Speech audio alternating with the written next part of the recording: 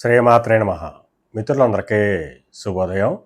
ఈరోజు శ్రీ పరాభవన సంవత్సర శ్రావణ శుద్ధ అష్టమి గురువారం.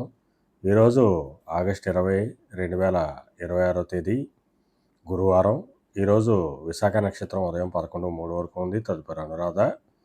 ఈరోజు దుర్ముహూర్తం ఉదయం 9:58 లాగైతే 10:48 వరకు ఉంది.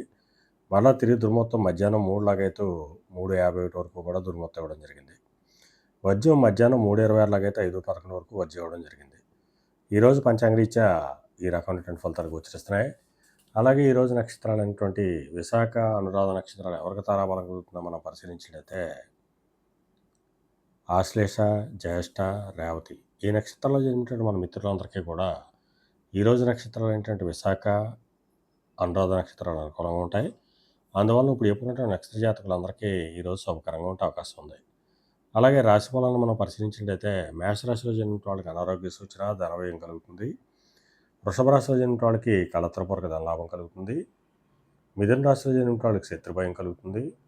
కర్కాటక రాశిలో జన్మించిన వాళ్ళకి సంతానానికి సంబంధించిన శుభవార్తలు వింటారు. కన్యారాశిలో సింహరాశిలో జన్మించిన వాళ్ళకి ఆకస్మిక ప్రయాణాలు చేయాల్సిన అవసరం ఉంటుంది. కన్యారాశిలో జన్మించిన వాళ్ళకి పరాక్రమంతో ఆదాయ వనరులు ఏర్పడతాయి. తులారాశిలో జన్మించిన వాళ్ళకి ధనాదాయం వృద్ధి చెందుతుంది. వృశ్చిక రాశిలో జన్మించిన వాళ్ళకి ఆరోగ్యం చేకూరుతుంది. ధనురాశిలో జన్మించిన వాళ్ళకి అనారోగ్య సూచన, ధనవ్యయం కలుగుతుంది. మకర రాశిలో జన్మించిన వాళ్ళకి వ్యాపారాలు లాభసాటిగా సాగుతాయి. కుంభరాశిలో జన్మించిన వాళ్ళకి ఉద్యోగ అవకాశాలు పెరుగుతాయి.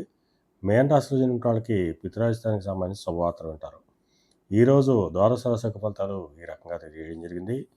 అలాగే ఈరోజు ఫైనాన్స్ రంగంలో ఉన్న వాళ్ళకి కానీ, బ్యాంకింగ్ రంగంలో ఉన్న వాళ్ళకి కానీ, సమస్త ఆయిల్ వ్యాపార రంగంలో ఉన్న వాళ్ళకి కానీ, పాతైన వ్యాపారం చేసిన వాళ్ళకి కానీ, బంగారు వర్తకులకు కానీ శుభకరంగా ఉండే అవకాశం ఉంది. అలాగే ఈరోజు అష్టమి గురువారం. అందువలన ఆ కాలభైరవుణ్ణి చిరకరసంతో అభిషేకించినట్టయితే శత్రుజయం కలుగుతుందని చెప్పి తెలియజేయడం జరుగుతుంది.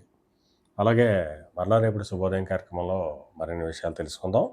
అంతవరకు మన మిత్రులందరికీ మరొకసారి శుభోదయం. ఇట్లు మీ పెదబాబు సిద్ధాంతి, గోలాల మామిడాడ.